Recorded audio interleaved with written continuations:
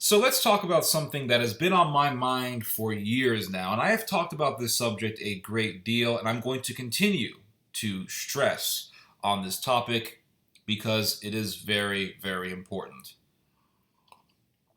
And that is the topic of automatically blaming Muslims every time some big shooting or terrorist attack takes place in the United States or in Europe. This was going on for quite some time. This has been going on since 9/11. Since September 11th of 2001, this sort of mentality has been extremely popular and has been exhibited very, very frequently, right? Excessively, actually. Frequently is an understatement. It has been happening excessively. So there's a shooting. Oh, we all know who did it. And we all know. We've all seen this meme on the internet. We've all seen this meme. We've all seen this rhetoric, this way of talking on the internet. we've seen the memes. We've seen the jokes, the photos, the smart aleck remarks, the smart aleck commenters, the ones who think they know it all, right? The ones who think that they know all about Islam and the Hadith and the Quran, and they're Surah 9ing everyone. Surah 9, Surah 9. Surah 9 says, strike the unbelievers, blah, blah, blah, blah. See, Islam. And so you'll have some sort of a shooting take place, and then you have the memers on the internet. We all know who did it, but the media doesn't want to say it. We've been seeing this since Howard Stern.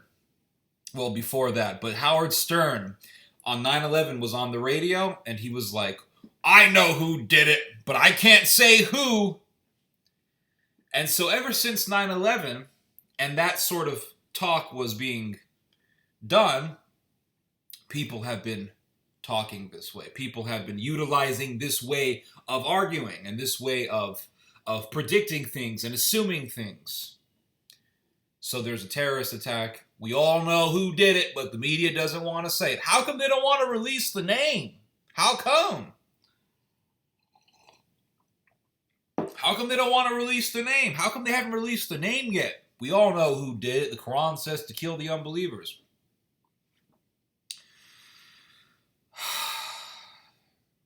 And I myself was guilty of this sort of mentality.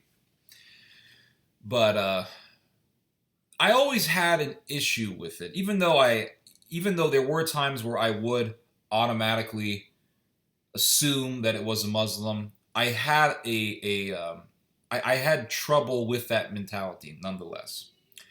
It was only in certain contexts where I would assume that it was a Muslim. Like if a plane got, crashed into the mountains or something like that, I'd be like, oh, okay, well, Muslims, hijacked the planes on 9/11. So anytime someone hijacks a plane, it has to be Muslim, right? It's just, in those certain contexts, I would make those assumptions. But overall, I had a problem with that way of talking and that way of just having that knee-jerk reaction every time you would see something like it. So, for example, you would have like, what was it? For example, like in 2015, there was that situation where the pilot crashed his own plane into the Alps and killed like 145 people, including himself. And that was in Europe. And that was a German airline. And I automatically assumed that it was a Muslim because, well, Muslims have hijacked planes in the past, so we can correctly assume that it was a Muslim. And then they said, well, actually, no, the pilot wasn't Middle Eastern. He wasn't from any Islamic country, any traditionally Islamic country. So he was a German guy. He was a white guy, and his name was Andreas Lubitz. Well, and I made this assumption: he must have converted to Islam because Muslims in the past have hijacked planes and crashed them into targets, so he must have been a Muslim. Turned out he was a God-hating citizen of the Republic of Sodom. Authorities confiscated his computer, found out he was not only those diabolical things, but he was a part of the dark world of the internet, the dark part of the internet. There's the internet that everyone is used to. Yahoo News, going on to the C-SPAN, CNBC, MSNBC, ABC News, NBC, Fox News, right? There's that superficial part of the internet, right? That surface of the internet. But then there's the dark world that is online. And he was a part of that. The whole Gamergate activist, we're going to bring back the Reich part of the internet. That, I wish we had White Pride Day. We need to have pride and our white identity part of the internet. That, let's kill all the SJWs part of the internet. That part of the internet. He was a part of that sick and twisted world. That sick and twisted part of the internet. That's, that's watch gore porn all day. He was in that. Basically a 4chaner. And here's the thing. And there were people who just didn't want to believe it. And I remember talking about this and saying, listen, we all assumed the guy was a Muslim. We were wrong. Okay? We were wrong. And here's the reason why I always had a problem with this mentality. Because it ignores the reality that evil comes in a plethora of guises. It ignores the reality that evil comes with many different faces. Can come with the face of a Muslim, can come with the face of a Christian. And before you say, oh, Ted, now you're hating on Christians, let's go back to that part of the Bible where it says, when describing the Antichrist, looks like a lamb, speaks like a dragon. Let's talk about that. It has the facade of Christianity, but is really evil and is really Satan.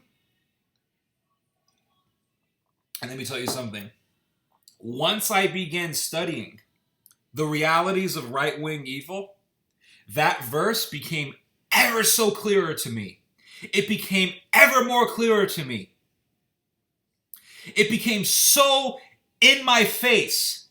It was real right in front of me. That verse, looks like a lamb, speaks like a dragon, has manifested itself so clearly in the actions of these types of people, these righties who just want to blame Islam all day, but in reality, they want you, oh yes, let's blame Islam all day, but they want you at the same time to worship politicians, right-wing politicians, to worship officials, government officials, and to actually believe in propaganda that is put in front of you by intelligence networks of various governments in order to generate consent for evil ideologies. Hence Gladio, hence Operation Paperclip, hence the weird sorts of becomings and doings that we have been seeing being done by various governments. For example, the fact that you had a German soldier pretend to be a Syrian refugee so that he can then blow up something, do a terrorist attack in order to get the German public to hate on immigrants. Yes, this actually happened. Is that a coincidence? Is it a coincidence that we have had various terrorist attacks in Europe that were proven to be done by operatives working with ties with NATO governments for simply to simply get the European public to become anti-communist and to think that the government was going to save them from communism and to then fall into the nationalist narrative? None of this is coincidental. But they want you to think that, it's the Muslims that are doing it. And here's the thing. Yes, there are terrorist attacks that have been done by Muslims, not denying this. So please spare me all the comments. What about this and what about that? I know about all that, believe me, okay? I'm a Middle Eastern guy. I've read a lot about this subject. You're giving me nothing new.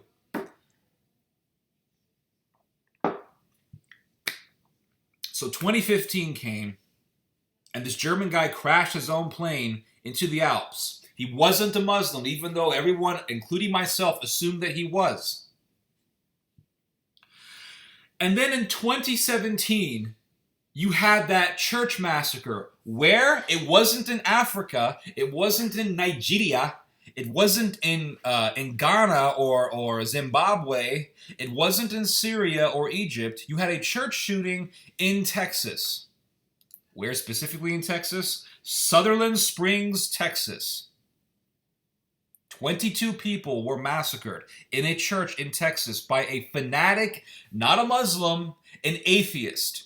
And here's the thing.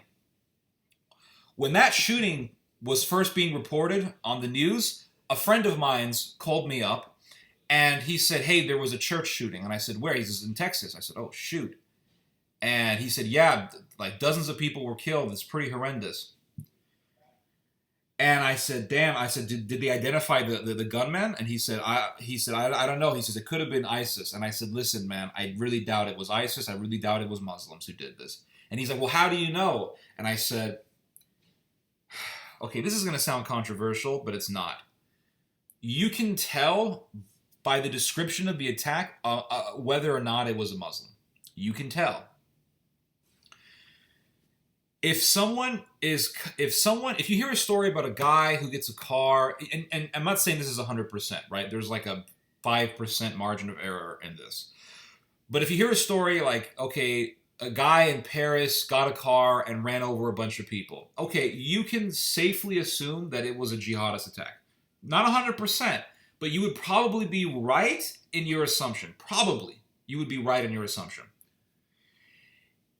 Now, if you hear a story about a guy with a mask and he's got a bulletproof vest and he's got boots on and he's got an AR-15 or some sort of an assault rifle and he walks into a crowded place like a church or a theater or a country western concert, you can safely assume that it was a white guy who has some sort of sick and nefarious and twisted ideology, be it white supremacism, be it some sort of anti-Christian fanaticism, something like that. And I was correct in my assumption. I said, no, this wasn't a Muslim. This wasn't a Muslim. In fact, people who are in the FBI, people who are in police, people who are investigators, people who are in the ranks of anti-crime departments, they themselves know certain patterns of behavior and they can make assumptions based on observing certain patterns of behavior. Like, okay, and I remember years ago speaking to a former cop. He was El Paso police. And he told me, he says, you can tell by the way a guy dresses, by the way a guy looks, by someone's demeanor, by someone's countenance, what type of criminal they are, more or less. You could tell. Like a serial killer would be more dressly sharp, would be more articulate. And again, I'm not complimenting serial killers. This is just an observation. It's just a matter-of-fact observation. People who are going to be robbing a corner store, they're going to be more poorly dressed. Usually they're going to be in the lower ends socioeconomically. Things like that. And you can make these assumptions, and they would be educated assumptions. But the problem is that you have people who automatically assume that an attack is done by a Muslim without even looking at those patterns of behavior, without even looking at certain consistent actions that you can compare to past events. Now, when the plane was crashed into the Alps, I had made the assumption that it was a Muslim. And I wasn't being far-fetched or adventurous. I was simply making an observation and an assumption based on past events.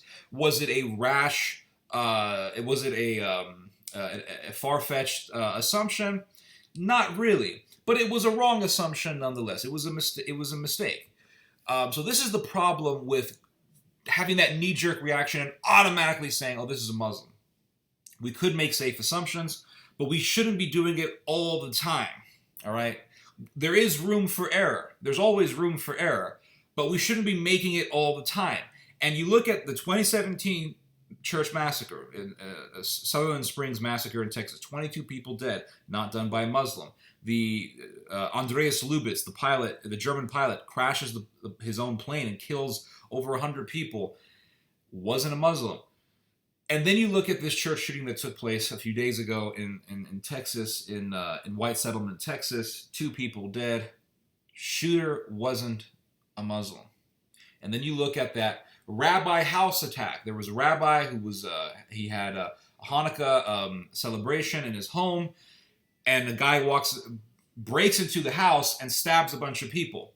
It was not done by a Muslim. It was done by a guy who had a diabolical hatred for Jews, and he sold Jews as the enemy and as Satan, and he stabbed those people and tried to kill them. The days of automatically blaming Muslims are over. All right, those days should have been over a long time ago, but I think now, with all of these things taking place, we should have arisen from this sleep. This sleep isn't the adequate term. We should have, by now in 2020, we should have already arisen from this mentality, from this knee-jerk mentality. We should have already woken up to it. It should be over by now. I really hope it's over. I really hope people have said, okay, that was, 9/11 happened. We were all shocked by that. Yes, we were traumatized by it. Yes, we were affected by it. Yes, it caused us to blame, to automatically assume that every single church shooting or every single terrorist attack is done by a Muslim. We should be past that. And I know people.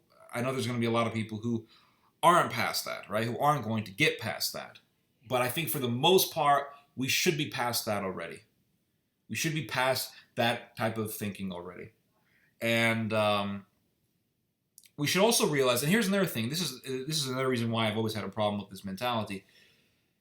The United States is a very, very weird place. Okay, America is a very weird place. I've been to other countries, and I can tell you right now, America is a very special place. Now, there are things about America that are very, very good that you will not find in other countries. For example, free refills, getting ketchup packages without extra charge at Burger King. Good restaurant service. America has the best restaurant service. Canada also, but that's pretty much an American colony.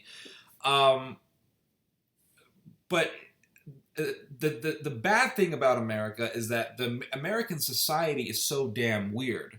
I really don't like leaving the house. I used to enjoy leaving the house a lot, but now I don't, because every time I go out, I see the weirdest people. I see people covered in tattoos, people who look like they're possessed. I have had some very weird experiences with people in public. In fact, a few months ago, I was at a cafe, and I'm not joking, and maybe one day I'll do a video just on this experience.